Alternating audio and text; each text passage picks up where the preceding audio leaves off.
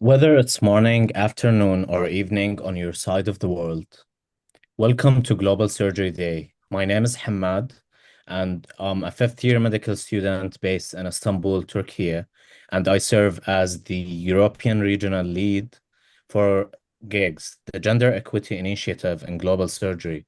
I have the pleasure of being joined today by my brilliant co-host, Malika. And together, on behalf of the entire GEGS team, it is our honor to welcome you. Whether you're joining us from Addis Ababa, London, Mexico City, Houston, or anywhere in between, we are so glad you're here with us today.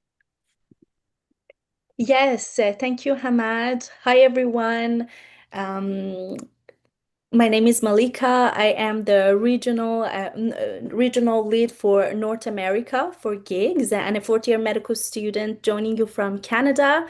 First of all, happy Global Surgery Day to everyone. Today we have wonderful panelists from different regions of the world, and I'm sure you're going to learn amazing wisdom about their experiences in global health and global surgery. But before introducing our wonderful panelists, let's first introduce our wonderful organization behind today's event.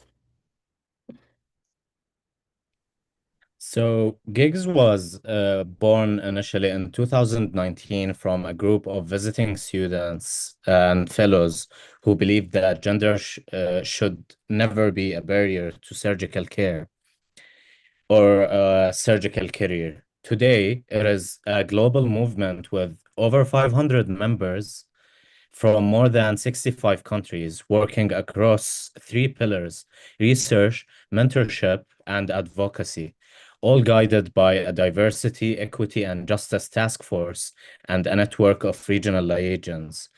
The mission: worldwide gender equity in surgery, obstetrics, and anesthesia by 2030.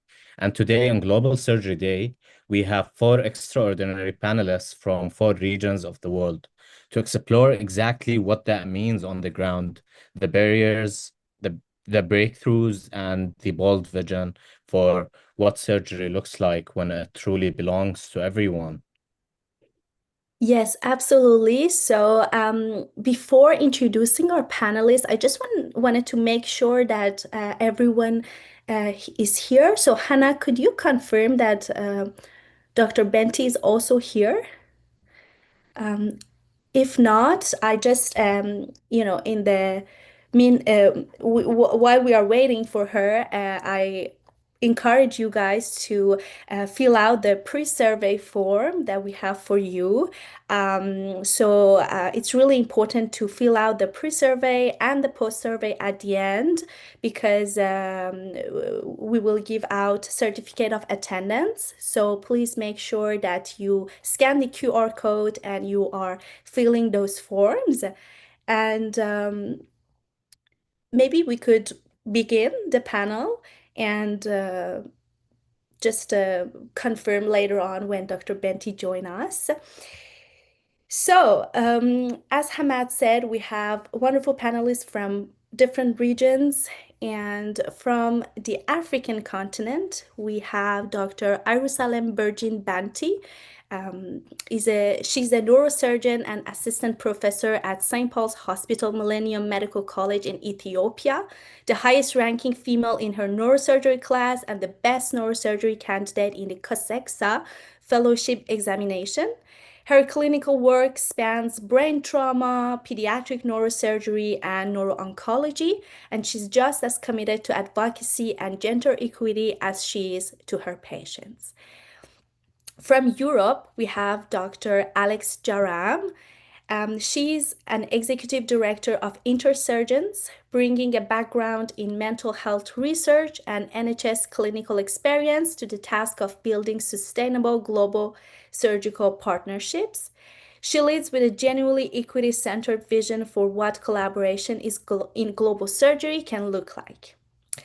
And from Latin America, we have Dr. Violeta Paredes Ramirez. She is an anesthesiologist in private practice in Mexico City, trained in perioperative medicine at one of Mexico's leading institute, with a fellowship in clinical nutrition from Duke University.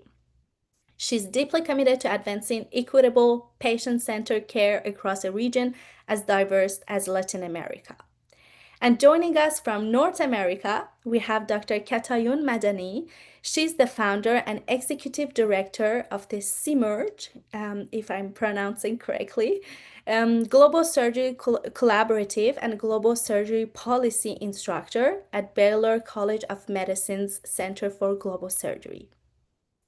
She built her career across 3 continents, co-founding Incision Granada in medical school, later serving as chair of Incision Global through the COVID-19 pandemic, and pioneering policy work on equitable, bidirectional global surgery exchanges. She's a builder, a connector, and one of global surgery's most distinctive policy voices. So personally, I'm very, very excited for this panel. I'm sure we're going to learn wonderful, wonderful wisdom. So if you have any question, you could write them in the comment section on YouTube or in the on Zoom. And please, please don't forget to fill out the pre-survey and the post-survey. Yeah.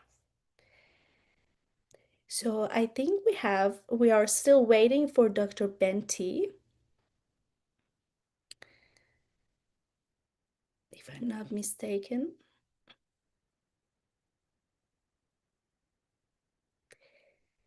And yeah, but if everything's okay, we could maybe begin the panel.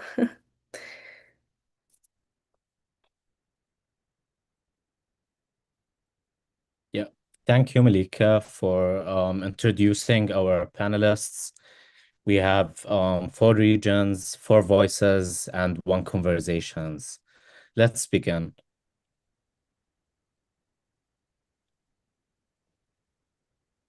Absolutely. So for the first question, I will go with Dr. Madani. Dr. Madani, your path is genuinely remarkable, from Iran to Arizona to a Caribbean medical school, to leading a global surgery organization, to shaping policy at Baylor. You have a lot of experiences in high level policy making. So the question is how all of these experiences in your journey kind of shape the way you see global surgery. Thank you so much. And first and foremost, a warm hello to you, Malika and Hamad. Thank you for having me. It's an honor to be here with my distinguished co-panelists, and I want to wish everyone a very happy Global Surgery Day. Thank you for your kind comments about my career path. I think I want to take it outside of myself first and talk to you about what is in our literature about who belongs in global surgery.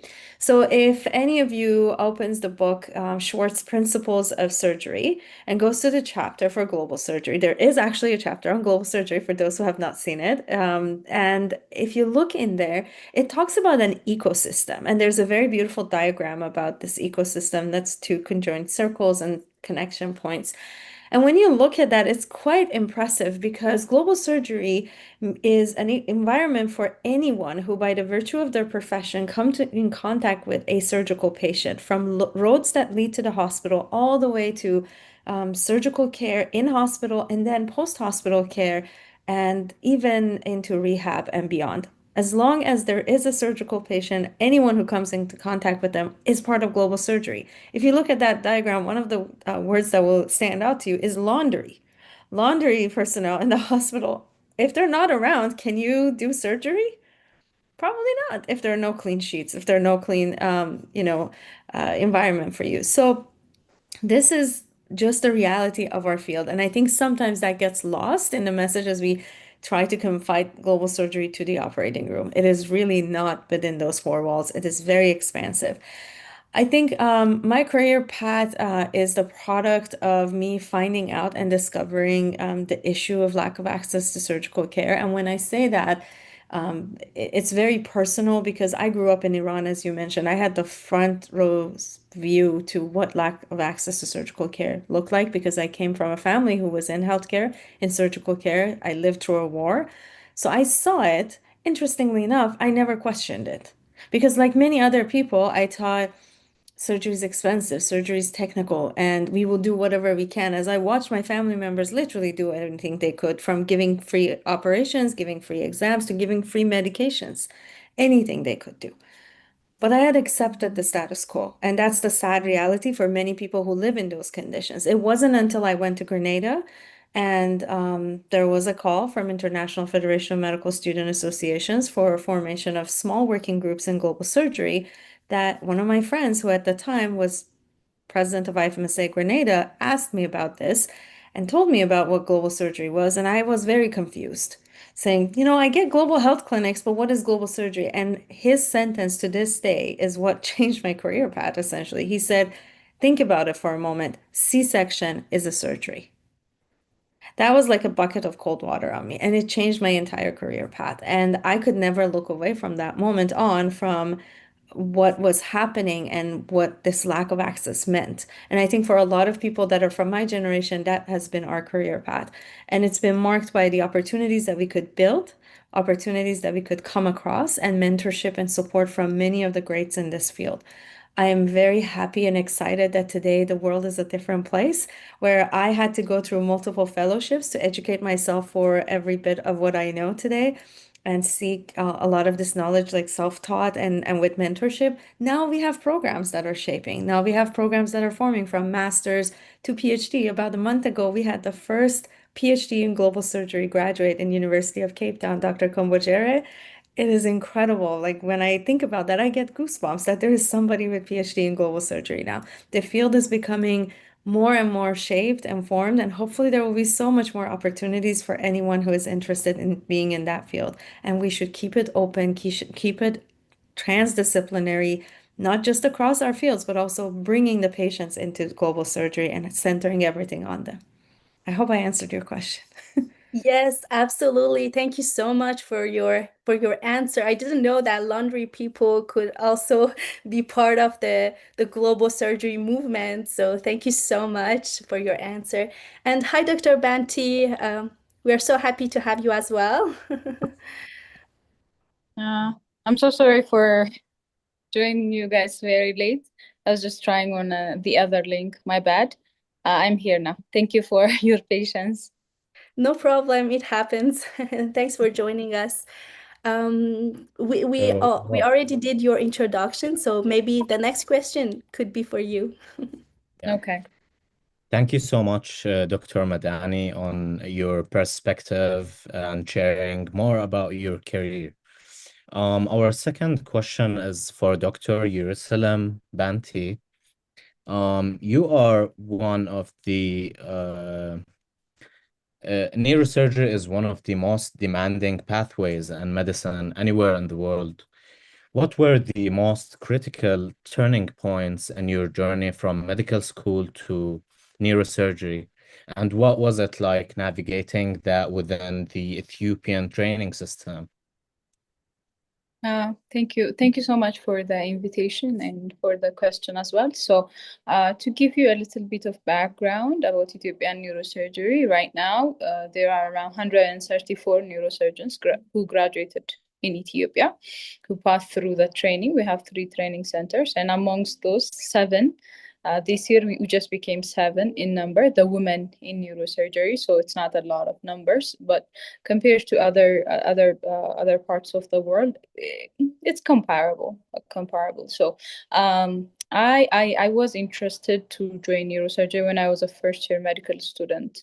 It was I feel like it was a serendipity, to be honest, because we were having this discussion about our experiences in life, and one of a friend of mine, she was talking about how her sister, who is an anesthetist, had this procedure on the brain or something like that. So that just stuck in that situation just stuck in my mind, and I started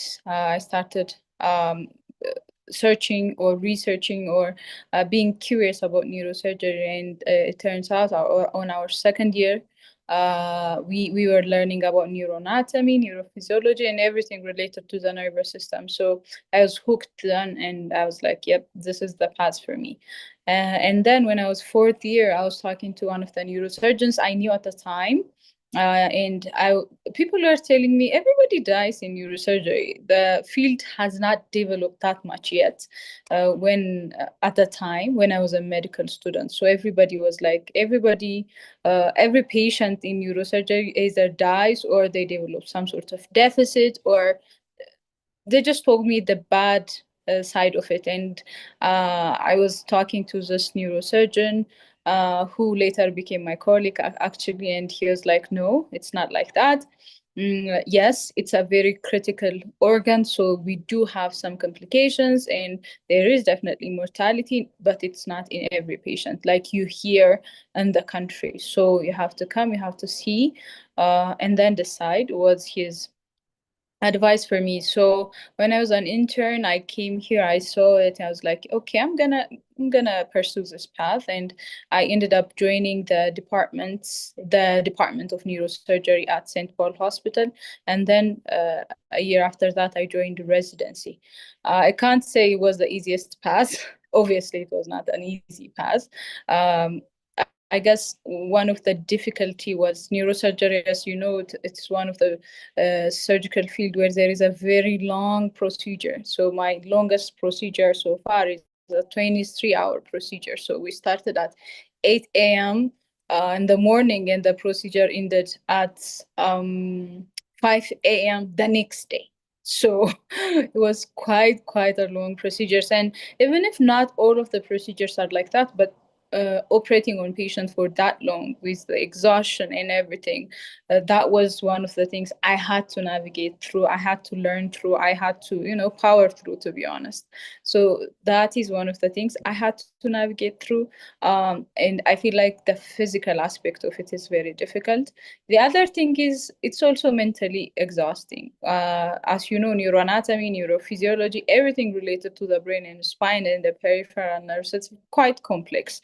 So you learn something today, you will forget it tomorrow, and you have to keep learning and learning, relearning. You have to keep on doing that, and learning from patients helps a lot. So I had to do that as well. And when complications happen, handling that complication is mentally very challenging as well. So those were the things that were difficult for me to handle. And as I said earlier, specifically in Ethiopia, people assume that every neurosurgical patients, they have poor outcome, which is completely false, because almost every day we get to operate 4 or 5 patients, and most of our patients are actually doing okay. I'm not gonna say that every patients are doing fine, but most of our patients are doing okay. We're doing an amazing job. And because I knew that people did not have enough knowledge about neurosurgery, I kind of started talking about neurosurgery and what happens in our life, what are some of the conditions in neurosurgery, how they are managed, and what their outcome looks like in my social media page. So I have quite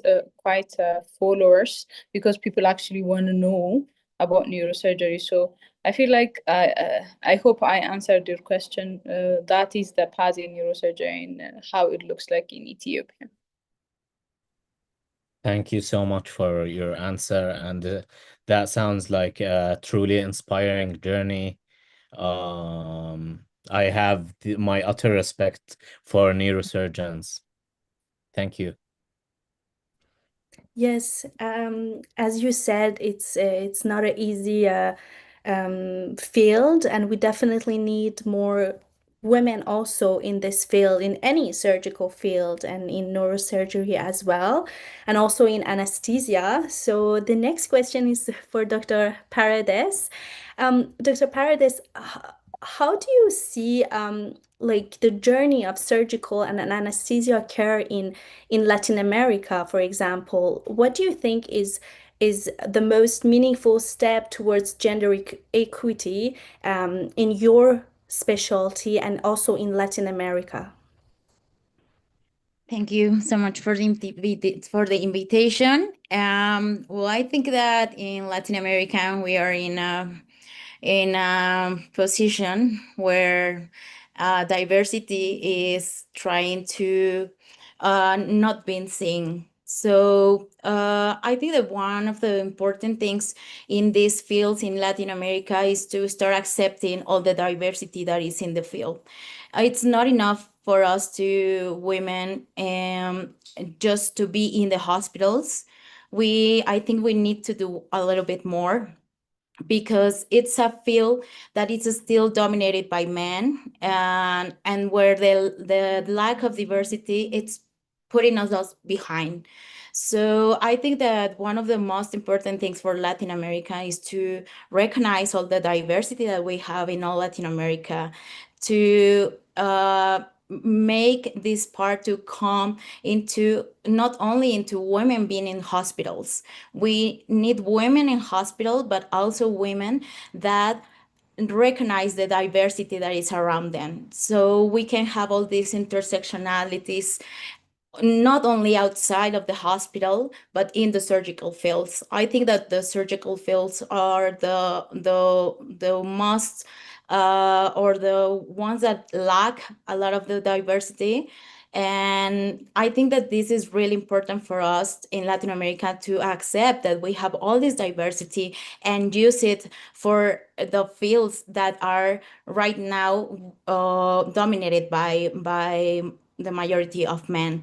I recognize that right now we as Latin American, we are more women in the field. We are trying to make visibility. We are trying to encourage another women to come into these fields, which are sometimes very hostile for us. But I think that the networking is it's growing. But something that in this network needs to be, it's recognizing all this diversity that we have, so we can start growing this intersectionality into our favor for us.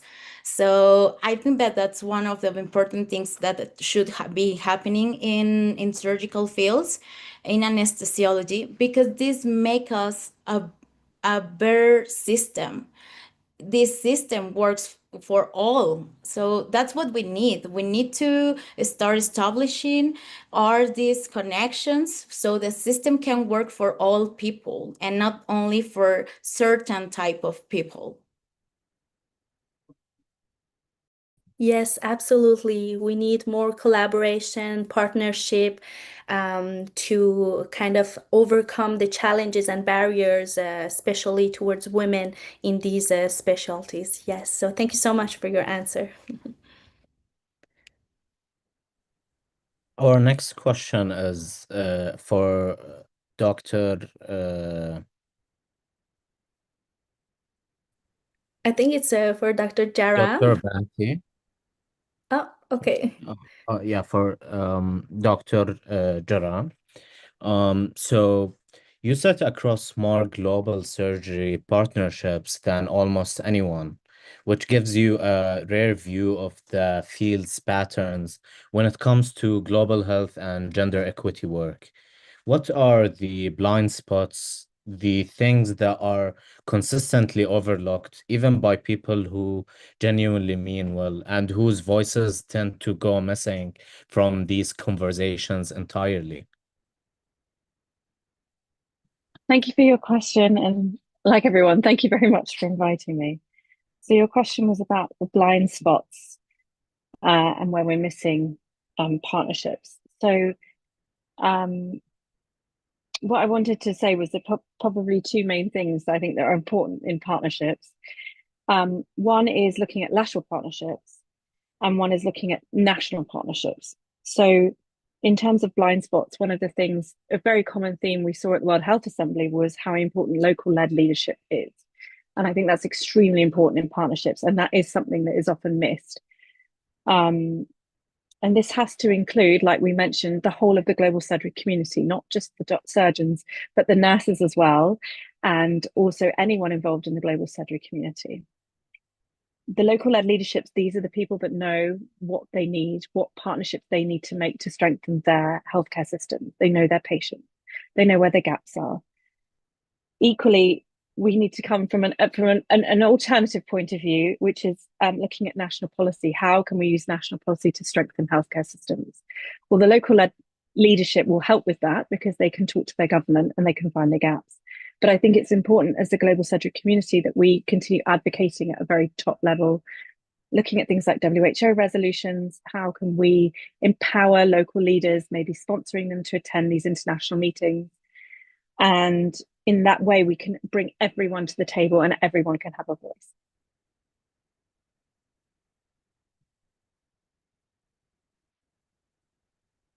Thank you for your sharing these blind spots. They can most certainly be overlooked a lot of the time.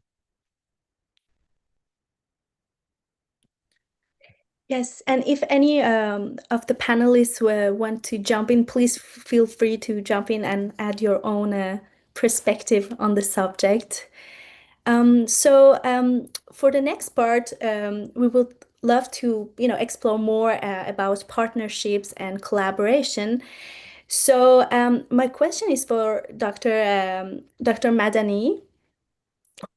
You build Incision's research infrastructure and chair the organization, especially through a global pandemic, and also founded CIMERG. So, what does it actually take to build something in global surgery that would last, in a long term, and kind of what it takes to build those foundations for long-term collaboration and partnerships? Thank you so much for that question, Malika. Is it okay if I just add something about the blind spot? Yeah, I sure, will. absolutely. Okay, thank you. I could not agree more with my colleague, Dr. Alex, but one blind spot I know that we were guilty of as we built Incision and other organizations in global surgery was simply asking who is here, who's at the table. Most of our forums did not have a gender question. And I remember when I finally was at Association of Academic Global Surgery, we said we want to ask the question. We have data on gender based on assumptions. Or if we had a question, it was only binary. Because we just did not have the knowledge to know how to handle questions like that. And we did not have a knowledge to sort of know how to even capture that data and make it available for other people. So when Association of Academic Global Surgery was formed, I actually reached out to GIGS and I said, how do we ask this question so it's not offensive, it's sensitive, it's safe, because that matters in different areas of the world. But we want to capture who is at the table at global surgery because it's just as important to know who's at the table to understand who is not, who's missing, whose voice is not here. And if we're not intentional about that, they may never come to the table because safety, comfort to join these environments, it's intimidating for everyone to a certain level. And if you have other factors that puts you at a power imbalance for any reason within the communities that you are already, it will be even more hindrance for you to join some of these movements. So I'm always grateful to the response, to the expert advice we got from GIGS, and I'm very proud of that question at AAGS. So I think our blind spot as a community is we still don't ask who's here and who's missing. We need to do this more. So thank you for all you guys do at GIGS. Back to the question you asked, how do you build a system to outlast you? I really appreciate that question. And, honestly, it has been intentional. You have to be intentional about that. You have to understand that you are building something that is bigger than yourself, that is, essentially, it's not about you. I love the fact that people see me and think Incision rather than see Incision and think me. Does that make sense? It's not about me. It's about Incision. It's about, global surgery. It's about the patient. That's what's at the core. So you have to be intentional when you're building that system. And as young leaders, as you are growing up and developing this field, because every one of you is developing this field, we are very young as a community, as a field. You have to think about that, and you have to build things that are robust, that answers the question and supports you for what your mission and vision are today, and also have a vision of 5 years from now, and build the system to outlast storms, pandemics, bad leaders. Bad leaders happen to every organization. That's something nobody wants to talk about. But if you look at every organization, this is what they do. And it's important to build your bylaws, your structure for the worst day possible, for when things will go very, very wrong, right? So that you can protect that organization, that structure, and never forget what is at the core, right? As leaders, we have to understand and accept it's not about having a fancy title. And if I could give you a penny for every time I've been accused of creating a field to create titles for myself, I've heard that. Other faculty have heard that. And the fun fact is, this is one area probably in professional environment where none of our board positions are paid. It's a labor of love. I personally have been contributing resident hours, like 80 hours a week every week for the majority of my career. Sometimes it takes 20 hours out of my time to do something very simple for an organization, but it's worthwhile because we're building this together, right? And it's not just me. Everyone I know who is at those levels of leadership is giving that way. So it's not that we're creating more titles for ourselves or we care about those titles. It's that we are creating opportunities for others who are joining us. We're building something for others to join and be part of and contribute ultimately to improving access to surgical care. So that's something that you have to always keep in mind. And as you create opportunities for others, believe me, you will have opportunities for you as well. It will open up. I think as global surgery is becoming more talked about, there is this sort of air about everybody wants to be in global surgery, which is great. And we need to be mindful of this, that in building infrastructure, in building organizations, we have to create opportunities for everyone to contribute with their best talents, with whatever they can bring to the table, so that we can overcome the barriers we have in access to surgical care. That's my best advice for how to build something that will outlast you.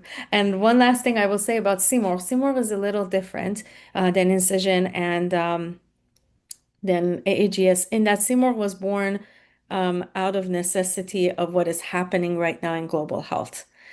I always thought I will eventually have some sort of a lab for myself in global surgery, because at some point I would want to pass on the torch to others to lead in bigger organizations, and I would want to have my own lab to contribute. But the attacks on global health in the last year or a year and a half, cutting of the funding, pressure on universities really accelerated that process, because I realized if I don't create a safe zone for my projects that I already had and an environment to advance global surgery without the pressure that was being enforced on universities that I was part of or other organizations that I was part of, I will not be able to protect this work. I will not be able to continue this work, because every time the word advocacy comes up now, we have to switch and say diplomacy. We're being wordsmiths. We can't say DEI anymore. These are issues that are very real, that are costing our colleagues an opportunity to have a visa, an opportunity to have funding to do projects. So C-Morg was an innovation in itself that had to be born out of necessity. And I'm very proud of how fast it's growing. But I encourage everyone to, if anything, look at C-Morg and think outside of the box. We are living through difficult times in global health, but there's a lot that we can still do to advance this agenda. Thank you so much. Thank you Thank you. so much, Dr. Madani, for your wonderful answer. It was, when you said that it's something bigger than us, it's absolutely true, and it really, it is true. It's something. It's not always about us. Because as medical students, we are so stressed. We always think, oh, we are evaluated. It's all about us, so we got to perform well. But at the end of the day, it's all about the patients and something really, truly bigger than us. So thank you so much for everything you do for global surgery. Thank you so much. I double on what Malika have said. And our next question is for Dr. Jaram. There's an ongoing debate about the role of high-income institutions in global surgery. How do you distinguish in practice between a partnership that builds lasting capacity and one that risks reinforcing the dependency it was meant to dismantle? Thank you for your question. I had written some notes, but I was just cogitating how do we define capacity? How do we build capacity? Well, ultimately, I think it's down to local actors. I think they're the people that can tell us how to do that. But at the higher level, at the national level, it's definitely policy. But you're quite right. There's lots of examples of high-income countries going in and providing what they deem to be support and then leaving a big gap in surgical services. I think one of the main things we have to consider is, what do the local actors need? What do the local surgical professionals need? Do they need education? Do they need leadership training? It's really up to them to tell the high income countries what they need and create that dialogue and say, actually, this is how you can help us. So they are the most important people to ask and to govern how we build these partnerships. I was just listening to Dr. Madani and how fabulous her answer was, and very, very interested. And I thought that one of the examples I could give, perhaps, that would be interesting to put it into context, that maybe is that on Intersurgeon, we have a member from the Gambia, and at the time he was the only neurosurgeon in the Gambia. So he went through Intersurgeon and reached out to a neurosurgeon in the US who came to help perform surgeries that he required. At the time, patients he couldn't treat were being sent to Dakar. So obviously, some patients maybe wouldn't reach Dakar, couldn't afford it. There were lots of barriers to surgery in that case. And he also reached out to a laparoscopic surgeon in Switzerland who came and taught them some skills about laparoscopic surgery. And in that case, he was able then to do something they called task shifting. And this worked really well in the Gambia to increase surgical capacity. This is allowing other professionals other than medically qualified surgeons to perform minor procedures. And that way they expanded their surgical capacity. But that came directly from him. He was the one that reached out to make the partnerships, and he told the high income countries what he needed.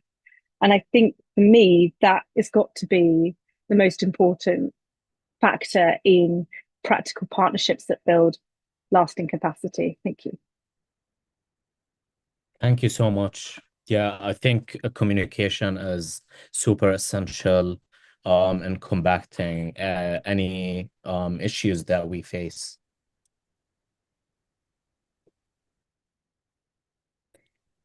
Yeah, absolutely. The next question is for Dr. Paredes. Dr. Paredes, how do you see collaboration? You touched upon this point earlier, but how do you see that collaboration and partnership in anesthesia and also in Latin America? How like the global north could get more involved, or maybe sometimes less involved in Latin America, and especially in this field? Yeah, well, I think that, well, the first thing is that we need to know that knowledge it's not flowing in only one direction. Knowledge came from many directions. So unequal partnership means to moving away from this idea that knowledge is only creating one part of the world. As people of the community from Latin America, we need to step forward and let know the world that we are not only recipients of experience or recipients of knowledge. We can bring a lot to the community, to the medical community, with experience, with innovation, with development, with the resource limitation that we have, we can create a lot for others. And having this how can I say, Latin American is known as only a recipient of knowledge. We are known as if we cannot produce knowledge to others, and that's not true. I mean, we have a lot of experience. These resource limitations that we have experienced in all the time have made us to solve problems in a different way that cannot be solved when you don't have these resolved limitations. So that's really important, and that's something that we can give to the world and letting know them. I think that we are a really important thing that as Latin America has to start doing is to stop feeling less or less important than the rest of the world, because we have a lot to give. We have a lot to learn also, but we have a lot to teach to others. So I think that this is really important for us to start not thinking about like a third world country, because we are not that. I mean, we have solved a lot of problems. We have thinking different ways. We have our indigenous community that can help us to learn from knowledge that it's been passed from many generations that can be useful for us. So I think that we have to start looking at the Latin American not only as a part that can receive knowledge from all the parts of the world, if not as a part of that can give a lot to others. We have that I think that is really important, that Latin American, it's not simply a recipient of expertise. We have a lot to give, and we have a lot of things to offer from others and from our indigenous community, our LGBT community, and all these really important parts that help us to really have a global surgery program, for example. Yes, absolutely.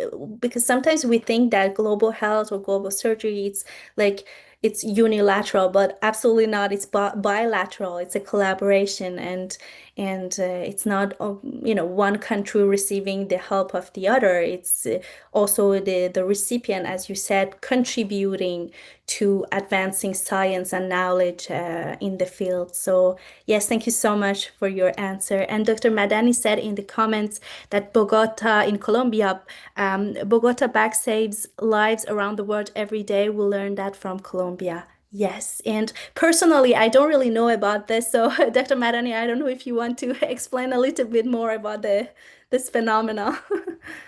Of course, it's just one simple example. This is a technique that came out of Colombia, and it really is saving lives every day, everywhere in the world.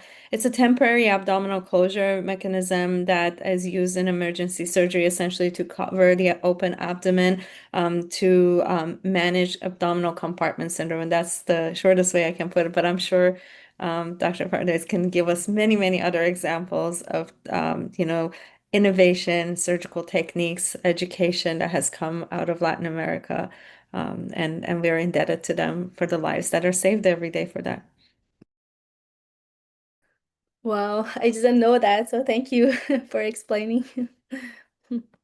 So our next question is for Dr. Banti.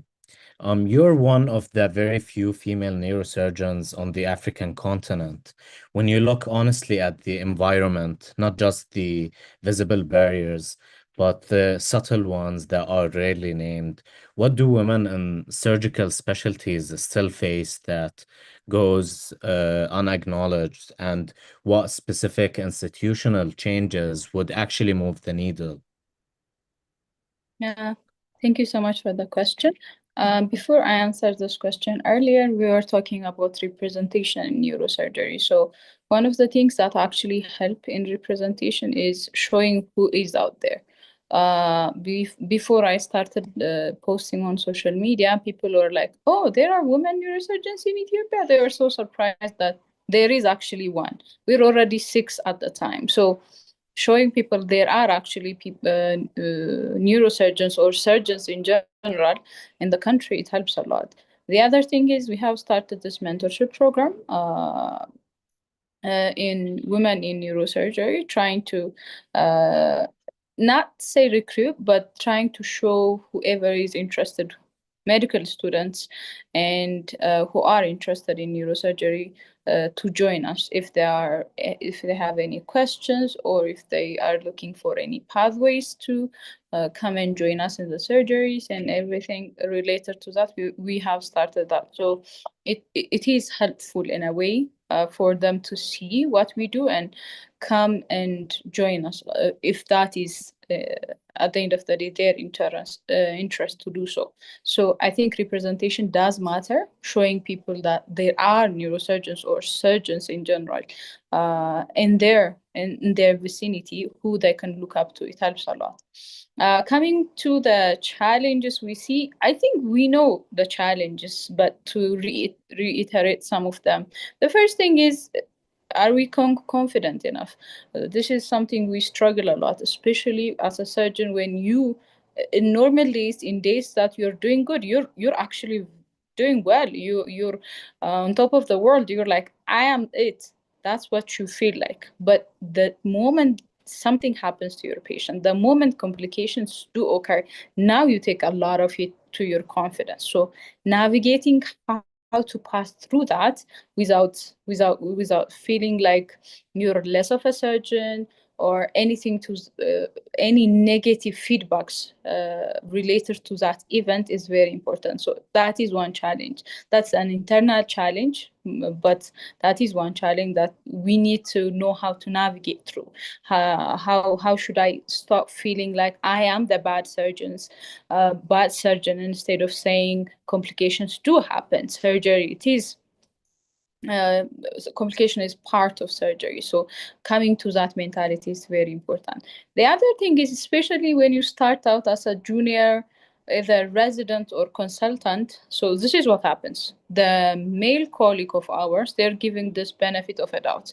When you meet someone, when the staff, the other staff, whether you call it anesthesia, the nursing team, other colleagues, other surgeons, everybody, when they meet you for the first time, if you're a male colleague, they will give you a benefit of, okay, he is a surgeon or he's a surgery resident. But when you are a woman, the assumption is that you're not that good of a surgeon, or you're not that good of in whatever you do. So what ends up happening is you have to prove yourself first to actually be seen the same as the colleague who is trained equally like you. So that is the subtle thing you have to fight every day. That's the subtle thing you have to pass through every day, that you have to prove yourself first before being considered the same as your male colleagues. So that's one thing.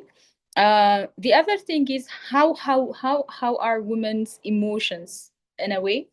Let me give you an example. So in the OR, let's say you're looking for an instrument or something is not working or some mishap happens. And if the male surgeon either shouts or says something or tries to deal with that situation in whatever way, it's more acceptable for him than for me either to shout or to say something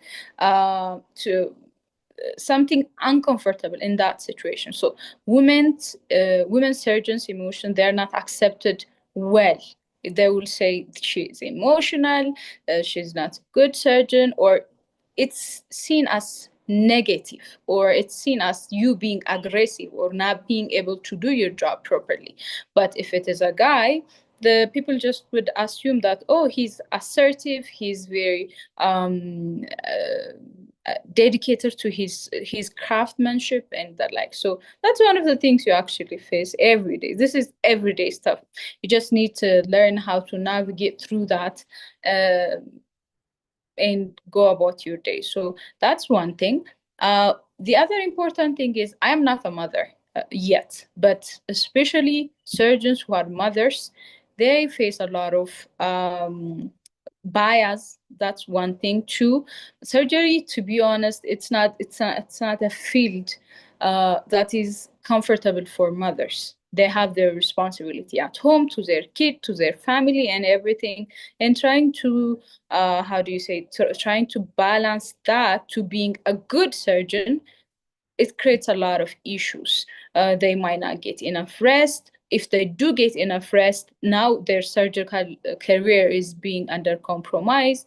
If they don't do this, their children are, the care of their children is under compromise. I see this every day. I'm not personally, but I have friends who are surgeons and women who are women surgeons, so I see that every day. So I think we need to hold a space for mothers who are surgeons to actually help even the young medical students or high school students to actually come and join surgical fields, because one of the deterring factor is surgery is not compatible with a family life. So if there is a way to create balance for mothers who are surgeons, I think that would go a long way to how do I say, to encourage others to come and join surgery, and creating that playing field that women surgeons are actually good surgeons. The good thing is we now have evidence backing us up. Actually, women surgeons have better outcome compared to male colleagues, because they are very attentive to their procedures, they are very attentive to patients, they listen more, a lot of factors, but women surgeons actually have good outcomes. So telling patients, telling family, telling other colleagues this would improve that suspicion people have when it comes to women surgeons. So I feel like some of these things would help a lot. And we're also now, we have this women in surgery, both Africa and women in surgery in Ethiopia. We talk to each other, what are our problems? How do you circumvent our problem? So talking to each other, creating a space for each other, it also helps a lot. So I think these are some of the things I think when it comes to challenge as a woman in surgery, and some of the things we can do to improve life of women in surgery. Thank you so much, Dr. Banti, for your complete answer, showcasing the barriers and challenges that women face in the surgical field. And I've heard a lot of times that the women and girls in medicine say, oh no, I don't want to do a surgical specialty, because how am I gonna balance the work-life balance and having kids? So it prevents a lot of women and girls in medicine to go in these fields because of these barriers and challenges that they face. So thank you so much for showcasing that. I think we have a few questions from the YouTube. We had a lot of attendees also watching the conference on YouTube. So Sandra, you can go ahead with the questions. Yeah, thank you, Malika. Good day, everyone. Thank you so much for your insight. It's truly inspiring. So I will begin with the questions from our YouTube audience. And the first question is for Dr. Jaram. And they ask you is, how do you ensure that the partnerships aren't just tokens for amplifying personal gains, instead of highlighting what's it's important, for example, working towards a joint goal of surgical accessibility and equality? Thank you for the question. That's a very good question, I think. That's a very difficult question to answer, isn't it? I suppose maybe we should consider the word equity as important in partnerships, equity between the two individuals. So for, when we are creating partnerships, we're looking at what people need and matching needs and what people are able to offer. And I think in that way, the power balance can remain pretty stable. We can do this across sectors. And it's extremely important to consider that you're not going in and just making your demands known or saying this is what you can offer and then leaving quite quickly. Sustainability is another really key part of that. We've been so lucky with the advent of a lot of technology now that we can do things like virtual mentorship for people to maintain contact with their partners, and that ensures sustainability. It helps reduce carbon footprint and time to travel, and I think that's extremely important too. But for me, I think the most important thing to maintain equity in partnership is to make sure that you're listening to each other in a constructive way, and we are listening to what people need and what they want. and not dictating what it is that they should be receiving from a high-income country. Thank you. Thank you very much. And the next question is for Dr. Paredes. And they say that Latin America is deeply shaped by cultural traditions, family structures, and social values that are also part of what makes the region so rich and unique. But at the same time, some of these cultural dynamics can unintentionally reinforce gender inequalities within surgical and anesthesia spaces. So, from your perspective, how do these cultural factors affect equality in your region today? And what do you think are our first meaningful step toward creating environments that remain culturally rich for our region and authentic, will also becoming more equitable and inclusive? It's a really hard question because we know that cultural barriers are one of the deepest difficulties for women in Latin America. Many women in Latin America grew up without seeing themselves reflected in positions of authority, especially in anesthesia and in surgery. And these leadership spaces historically felt distant or even inaccessible. So, and this has to be a lot with these cultural barriers that we have. I know that I'm from Mexico, so Mexico is one of the countries that that has these cultural barriers, and especially for women. So I understand that if you look at this view, it's maybe a little difficult to manage all these cultural barriers that make America Latina felt behind. But I also have seen women from our region occupy these roles, and they remain authentic.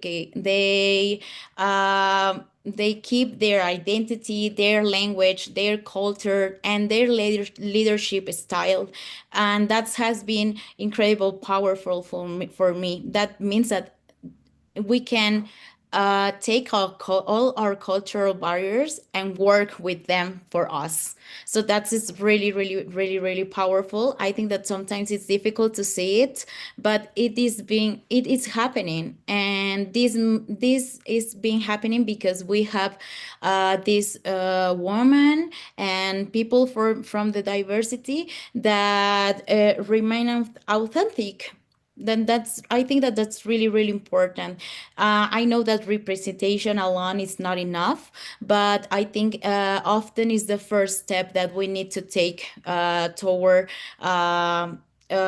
start breaking these cultural barriers.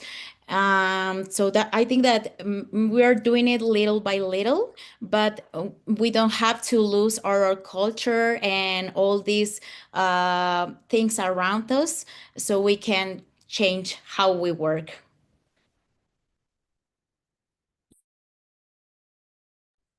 Thank you, Dr. Violeta Paredes. So I don't know if I can continue with the next questions because we have more. Malika and Hamad, you tell me. If there is more, maybe one more question and then we go Okay. back to her. Yes. Okay, I have a question for all panel members. So then the question is, how can we maintain our equality work in a world where political priorities are focusing less on equality and women's rights?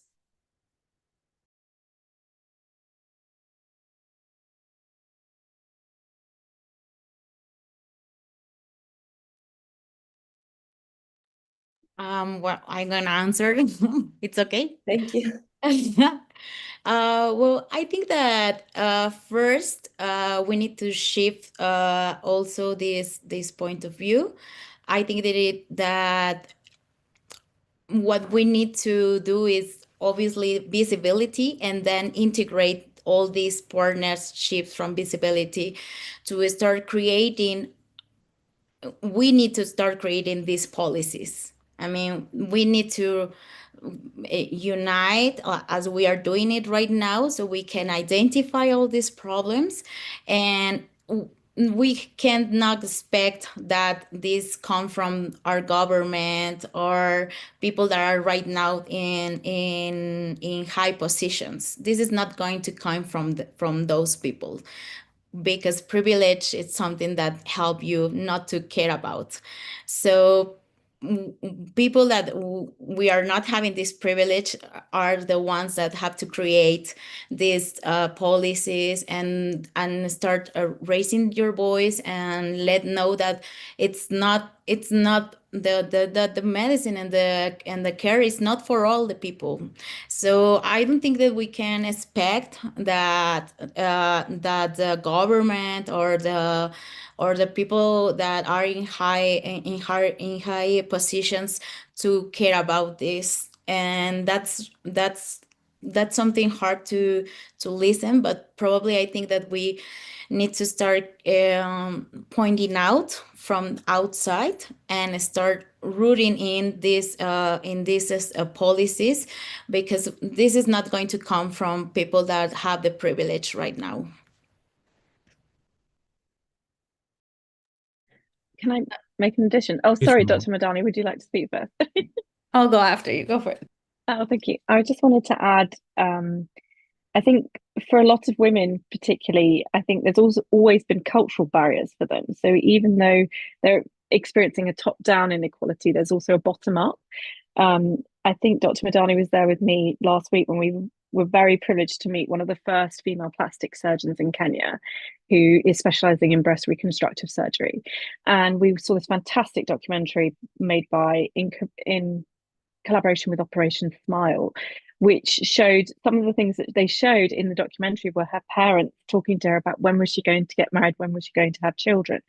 But she, by sort of persevering and pushing forward and making herself visible, as Dr. Paredes said, was showing her community, showing leadership to young women and participating in the documentary. And if we can circulate the documentary, we are able to change the narrative about the importance of women in global surgery and shift hopefully, I mean, we can't completely shift the cultural spectrum, but I think you're right, the top down places where we can start, and by empowering local female leaders, I think that would be extremely valuable. Thank you.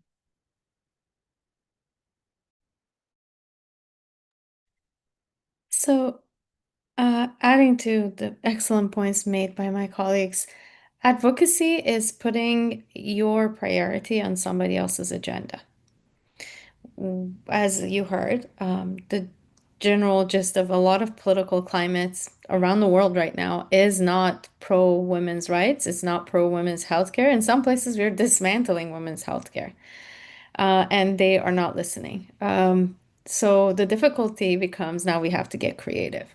We have to get creative in figuring out, and this will sound very strange and a little maybe sticky for some people, and I agree with that, but this is how it works, unfortunately. We have to think, how does their goals align with ours? What is it that dismantling women's healthcare will harm men? I hate to say it, but that's where we are. That's the world that we're living in.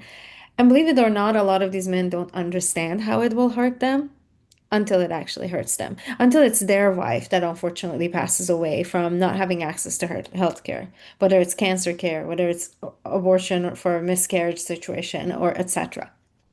So we have to start there and find out where are the places that are the blind spots. And don't assume that people who are in political positions have a lot of knowledge about what we do. They don't know. There was a policy being passed in one of the states in the United States because they wanted to actually like ban abortion completely, even for ectopic pregnancies. As you know, abortion is a treatment for ectopic pregnancies. Every medical student would know this. If you wake them up at 2 a.m., ask them, this is a board question, right? It's a medical emergency. You have to abort. The person who was pushing this through was a person who had no medical education whatsoever. And his deep belief and concern was, what if when you're doing an ultrasound, you misdiagnosed this and you don't know where the pregnancy is. Now, to all of us who are sitting here, it sounds absurd because we've walked the hospitals, we've had seen, ultrasounds, had it done on ourselves, many of us being women here, right? So that's the people you're dealing with. Average language of a policy brief is 7th grade literacy. Let that sink in for a moment. 7th grade. It's the hardest thing you will ever do as someone who's in science and medicine, trying to write in that level, because we are not used to communicating in that language. We need to find ways to communicate how women's health is actually going to save the entire world. Because when it's so obvious, then it will be a little easier. I'm not going to tell you it's going to be completely easy. Also, when we go to rooms where there are policymakers, we as healthcare community, we like to talk about number of lives saved. I'm not going to sit here and say politicians are horrible people. It's not that. Their job is to get reelected. Their job is not to save lives. It's your job. It's my job. Our heart bleeds for every single patient, every single case. They get sad. Yeah, but that's not their job. They're hired to get hired again. How can your priority get them hired again? How does it get them votes? Let's unlock that. And it's not just for women's health issue, for all, the spectrum of issues that across, all gender minorities, all of that. We need to focus on that. Right now, access to transgender care in US is extremely limited, under attack. Our healthcare providers are being targeted. Their lives, their families' lives are being threatened. This is healthcare. This is human rights. We need to start talking about that in ways that will be understandable to policymakers. And it's a hard and uphill battle, but we're cut out for it. We can do it. We just have to come together and figure out better ways to communicate that. Over to you. Yeah, that's absolutely right. And it's truly heartbreaking to witness, but it just means that there is a huge gap for healthcare professionals to fulfill. And we hope to see it. Our next question is for Dr. Jerem. For the students and early careers professionals watching today, what separates a genuinely impactful contribution to global surgery from what some have called the trap of short-term volunteerism? And if you could name one underutilized opportunity in global surgery right now, what would it be? Thank you for your question. So the first part of the question, I cast my mind back to when I spoke to a trainee from the US who went to the Philippines to work there as part of a surgical fellowship. And when I spoke to her, she talked about the importance of decolonization of global surgery. And what she meant by this was that we need to consider the cultural context of the country that we're going into. Simple things which might sound obvious, but unfortunately, I think from examples she gave, people may not take into account, like language barriers. You can't go into a country that is predominantly Spanish speaking and expect to speak English to patients. I think it also feeds back into what the sort of theme of what I've been saying is that we need to consider what the local wants and needs are. What are the wants and needs of the place that you're traveling to? And how can you offer skills to help them and elevate them? So that was, and she very kindly gave me lots of references with regards to that. So if anyone's interested, I will happily share those with her permission. The second part of your question, I found a little bit more difficult because I was scratching my head as to think, what is an underutilized opportunity? And I suppose my answer would be to create connections and partnerships, to use organizations that promote partnerships based on the needs and wants of the local surgery workers, and engaging local surgical workers in telling the global surgery community what they need and want. In the case of Dr. Shao, she was able to involve herself in research projects which continued beyond her fellowship time in the Philippines, and also she helped get involved in local capacity building. And for her, I think doing simple things like potentially like collecting data, well, that can help local healthcare workers to advocate for better service provision or to move finances to according to where it might need. We need to always consider that different countries run different public health systems. And for instance, for her, one of the things that she learned when she went out was that in the Philippines, there were many different cases that she was seeing that she wasn't seeing in the States. And she's a pediatric neurosurgeon. For example, she was seeing tumors that were much more aggressive and further down the line. She said to me that in the Philippines, they don't have a national folic acid fortification program. In terms of impactful contribution, I would like to think that we have been very fortunate to work with the GATSFIF group, who are promoting folic acid fortification across the world, having managed to get through a WHO resolution a couple of years ago. And now they're going to governments with data and showing the evidence of why it's important to fortify food, how they can do it, what are the economic benefits. Like Dr. Madani said, in their case, they're speaking to policymakers in language they can understand. What would be the economic benefit? How many more people will be able to work in their country, perhaps? How many lives will be saved, and how many women will be saved as well? And it's extremely important. I hope that answered your question. It was quite a difficult question.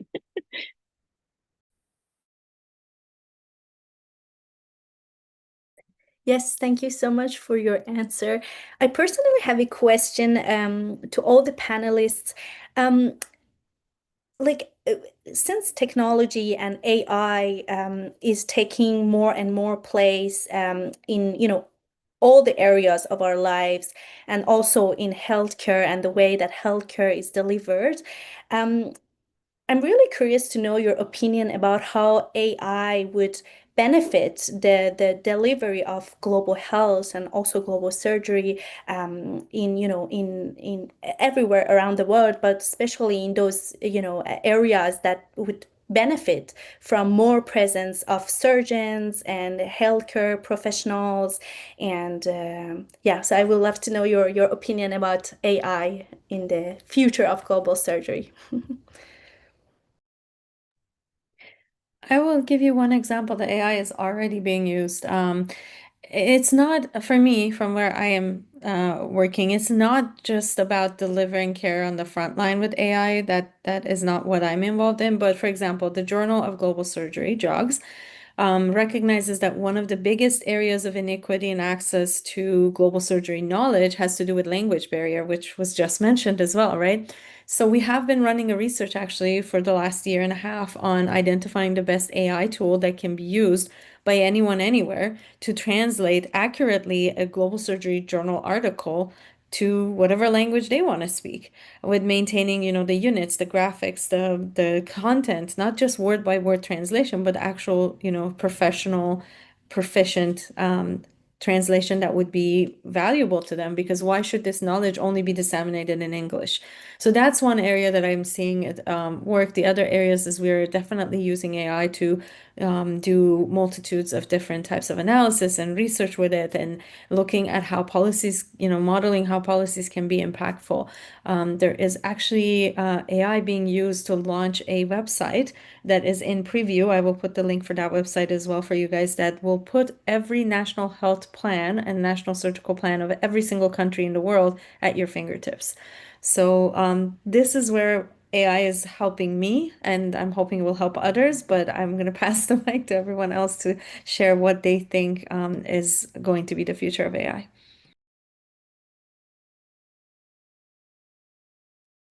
I'd just like to add to what Dr. Madani said. What I've seen speaking to people is the advent of AI and helping with clinical decision making, possibly disseminating guidance. I think particularly this might be pertinent for people who are working rurally, who perhaps require sometimes some more sort of assistance with clinical decision making, understanding where to send patients or how to treat patients. And I think that that could be massively beneficial.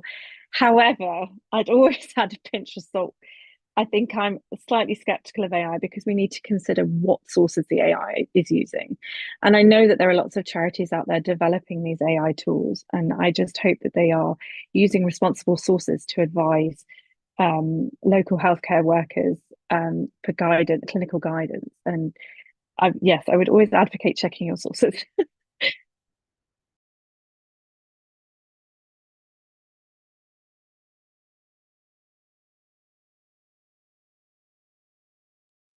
Thank you for your answers. I don't know if Dr. Paradis and Dr. Banti want to add something about AI. I have not much experience with AI, but I think that it could be helpful for measuring equability and to make this to make more efficient to identify all these gaps that we are facing in gender equality, in the access of medicine for the LGBT community, in the access of medicine for people that are in communities that are inaccessible. So maybe we could get a little bit of help to show a little bit more that this is a real problem.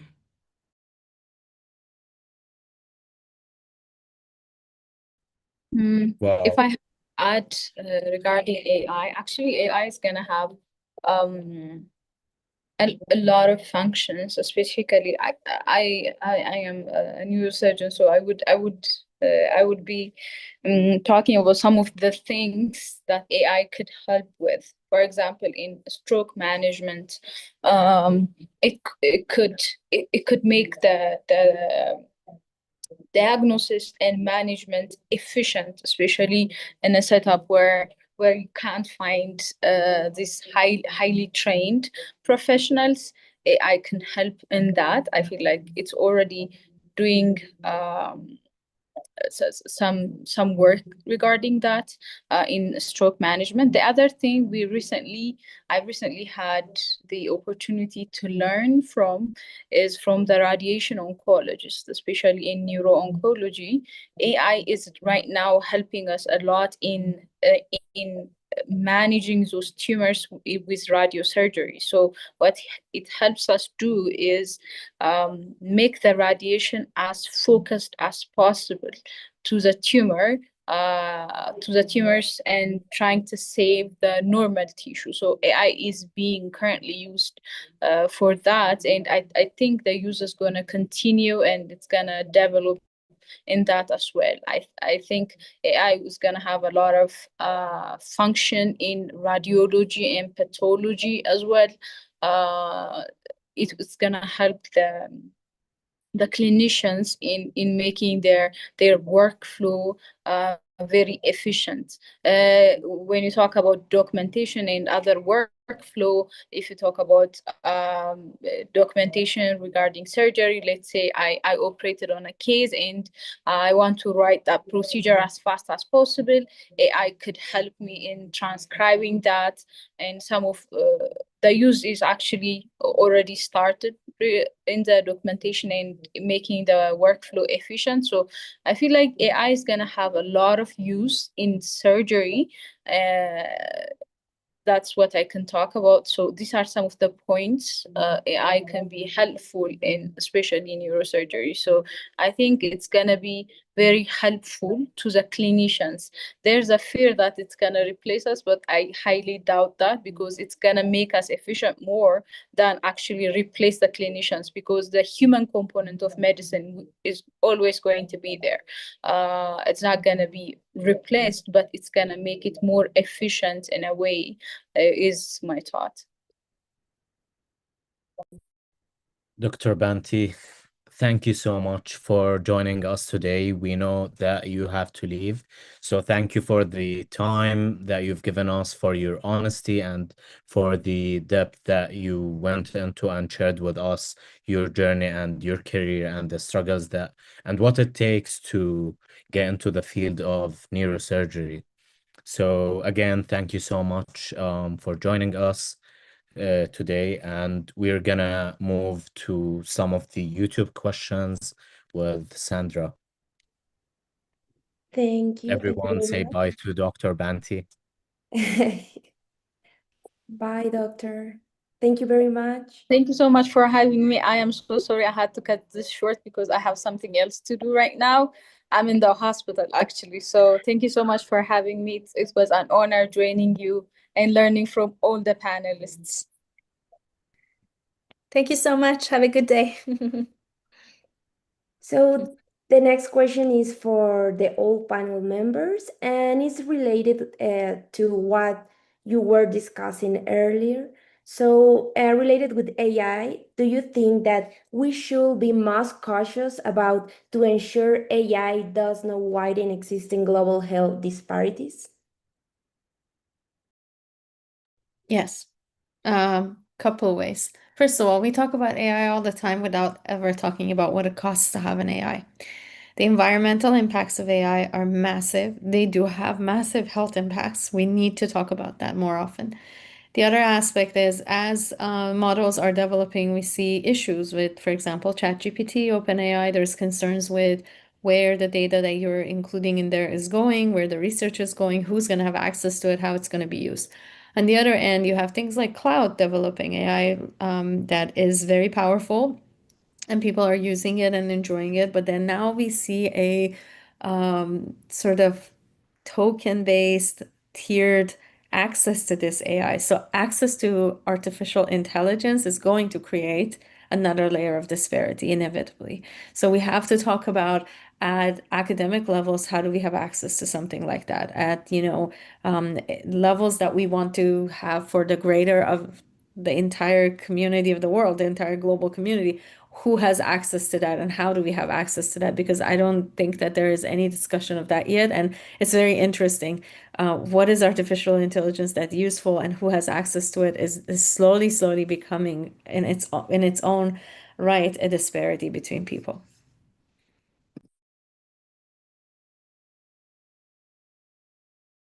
Thank you very much. And anyone else wants to? No? I just think Dr. Madani answered that beautifully and echoed all the things that concern me about AI actually, because one of the things we're seeing in the NGO sector is how AI is being used to write grant applications, for instance.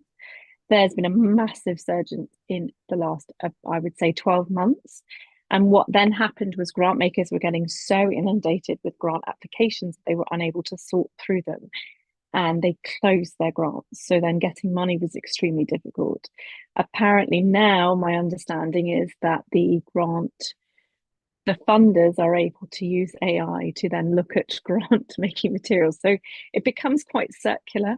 But I definitely have concerns about like Dr. Madani was saying, the climate impact, and also I personally have a concern about maybe this is me being a bit cynical, but who's, like you say, who's owning the data, who's funding the research to develop the AI, and what will they do in the future? Will they charge for it? And then we might end up with some serious disparities when people can't afford to pay.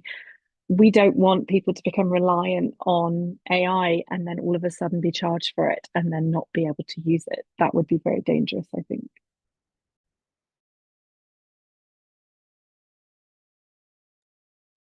Thank you very much. And I have another question for you.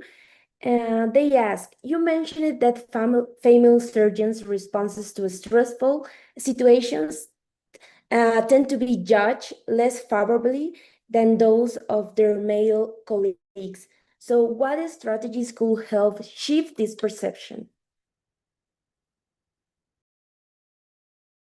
I think this was a point made by Dr. Bente who had to leave. But one thing I will bring up is that one strategy is talking about it, right? And there is a publication, I want to say from over a year ago, that showed that in hospitals, women surgeons have to modify how they speak in the operating room to get the instruments they need, and that when they request instruments, it takes longer for them to receive the said instrument than it does for male surgeons. And the most interesting part about this paper was that it did not just do this research by collecting data from women surgeons, it collected the data also from men surgeons, and men knew that this was an issue. And this is where publications like this, discussions about this, having open and honest discussion about how this impacts patient safety, patient care, will bring about the change. And we need to lean on true allies. And I mean, I want to use the other word, co-conspirators. Those are better. Because allies just write he for she on social media, no disrespect to anyone, but there are plenty of those people who have made a career out of like writing beautiful words about women and women's rights. But when it came down, we've seen a few of them over the last year, of course, which was very, very disappointing, I would say personally to me and to many other women in this field, that when it came down to taking action, they fall short. So co-conspirators are people who will help you, who will actually stand up. We need to lean on them. We need to have those conversations openly. Why is it that a woman receives an instrument later, and who gets impacted by that? The woman surgeon gets, overwhelmed and stressed and annoyed maybe by it for a little bit. To be frank, we're all living with that every day. Probably we stop noticing it after a while even, but the person that's actually getting harmed by that is the patient on the table. You're not flexing to the woman surgery. You're actually harming that patient on the table.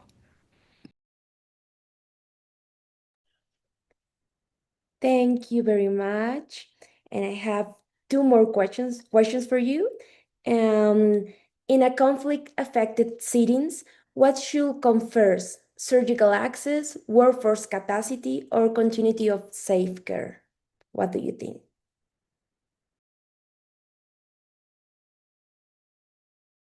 That's a really good question. Would you mind repeating the three things that I was desperately trying to write it down and then I was too slow? Okay, surgical access, workforce capacity, or continuity of safe care? That is a really good question. We are actually doing some work with the Sudanese Consortium for Surgical Development to help support workers in Sudan. I suppose actually the answer should be all three should come first.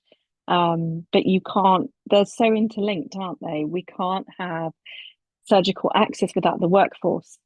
We can't have safe care without the workforce and the surgical access. So it's extremely difficult to answer in that way. However, I think all three are equally important. And we, particularly in conflict and disaster settings, often surgical care is propped up by NGOs, big NGOs like MSF or the Red Cross for short periods of time. But then it becomes important that the local services are reinstated, that the workforce are there, particularly in Sudan. We know there are a lot of diaspora members who have left Sudan and who are qualified but are unable to work in Sudan. So bringing those people back is extremely important. And talking about things like, we've talked about, not in this setting, but there's obviously big concerns about things like brain drain. And I think that could be especially important within conflict settings. So my answer is all three. So that was not a very good answer, sorry. It was actually a very good answer. I think you're very correct on that. But what I want to build on that is, out of the three, I'm going to give you a fourth one: medical neutrality. That's the most important thing right now, and that's what's at stake right now. If you look at the data from the World Health Organization on how there's a dashboard that captures attacks on healthcare, that's personnel and the health system and the hospital and so on, and take that data with a grain of salt, because I can show you with the sort of basis of that data is the governments have to self-report. So in areas like Myanmar, where the government is attacking its own health system, you have no data. When you look at that, the number of attacks on healthcare is increasing at an alarming rate. Whether you have all three of those components and there is an attack on your all three components, you will lose all three. So that's something that we need to raise our voices for, because the international humanitarian law has no teeth right now. There is no consequences for attacking a hospital. Do you guys know what's the hashtag WHO has for all of us in healthcare? Not a target. not a target, because we are a target. So I would say medical neutrality on top of all three. Thank you very much. Thank you very much. And the last question for you is, how do you think we should present global surgery in a more approachable light, especially in this political charged world?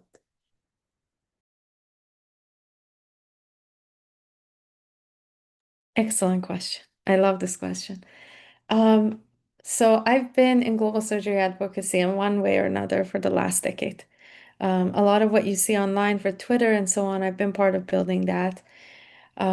We don't know how to talk to patients.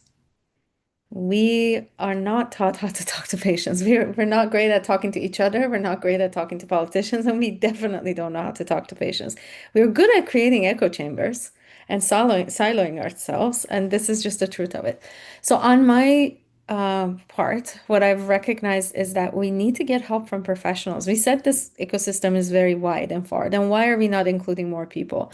So for my efforts and in Seymour, I have been collaborating with someone who is a marketing specialist so that we can learn how to better market our message. And she's been working with us, and I can tell you it's been life-altering because we have not reached the point of still even talking about like a Global Surgery Day campaign. But what we worked on was, for example, you mentioned areas of conflict. We put together a guide, which was initiated, by the way, by her, not by those of us who are in medicine and should have thought about it, a guide for bystanders in war zones.